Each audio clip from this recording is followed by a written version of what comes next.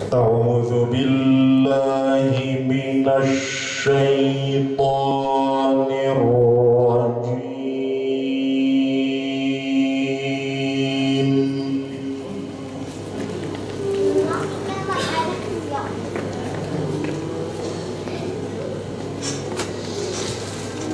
بسم الله الرحمن الرحيم.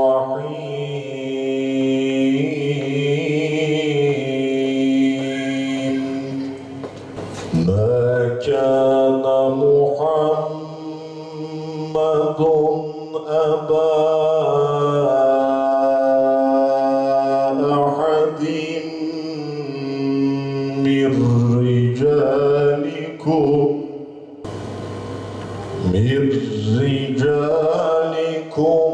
ولكن رسول الله وخاتم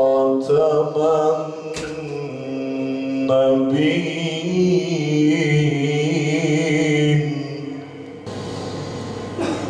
وكان الله بكل شيء عليما.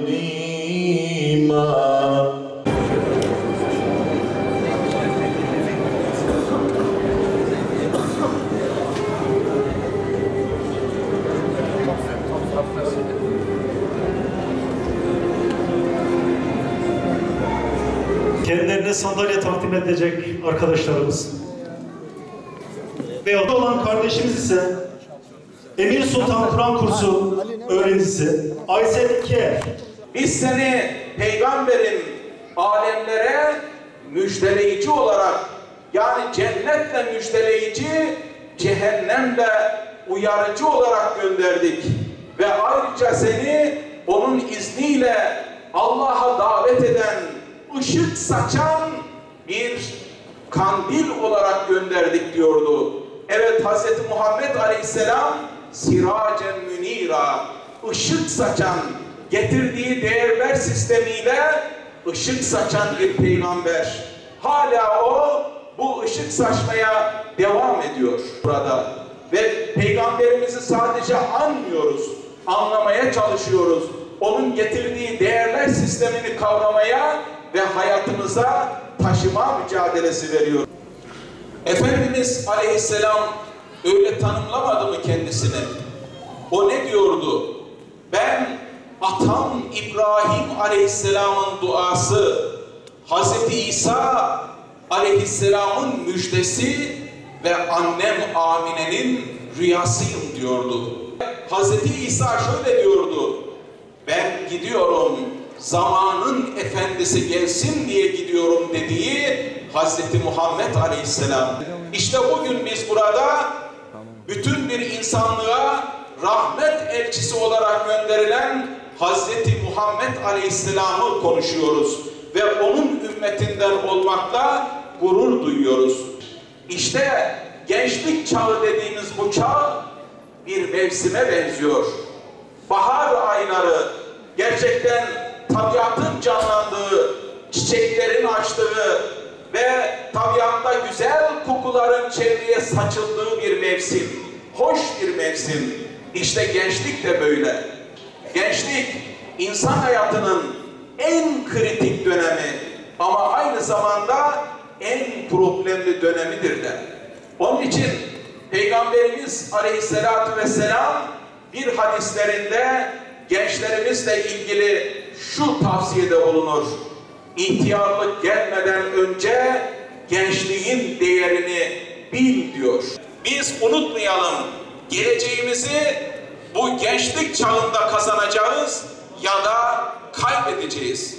Onun için bu dönemi en güzel bir şekilde atlatabilmemiz için gençlerimizin mutlaka dinle, diyanetle tanışmaları, Allah'a olan kulluklarını, ibadetlerini bir hakkın yerine getirdikleri takdirde dinin iyileştirici, dengeleyici yardımlarıyla birlikte bu gencimiz daha çok hasarlı değil, daha kolay bir şekilde gençlik çağını atlatacaktır. Diğer taraftan bakıyoruz yine Hazreti Peygamber Aleyhisselam'a. Mekke, onun yaşadığı dönemde, İslam öncesi dönemde karanlık bir çağ yaşıyordu. Sokakları güvenli değildi Mekke'nin. Mekke'de hac ibadet güvenlik içerisinde yapılamıyordu. Kan davaları almış yürümüş. Sokaklar güvenli değildi. Haksızlıklar yapılıyordu. Malını mülkünü satan satıcılar müşterilerden ücretlerini tam olarak alamıyorlardı. Kız çocukları diri diri toprağa gömülüyordu ve erkek kadın arasında cinsiyet ayrımcılığı yapılıyordu. İşte böyle bir dönemde Hazreti Peygamber Aleyhisselam Mekke'de temiz kalmış olan birkaç arkadaşıyla birlikte bir araya geldiler. Bu halde Mekke'nin kalkınması, ilerlemesi, güvenilir bir belde olması için, ticaretin, refahın sürdürülebilmesi için güvenli olması lazım. Nasıl ki bir ülkede güven yoksa, hiç kimse oraya yabancılar bile yatırım yapmaya gelmiyorsa, o günün Mekke'sine de gelmiyorlardı. İşte Hazreti Peygamber Aleyhisselam bir vatandaş olarak kendi topraklarında güvenin tesisi için sorumluluk duyuyor ve Abdullah bin Cüdan isimli temiz kalmış, kirlenmemiş, saf, adaleti önceleyen, dürüst, doğru olan Abdullah bin Cüdan'ın evinde bir araya geliyor, bir teşkilat kuruyorlar.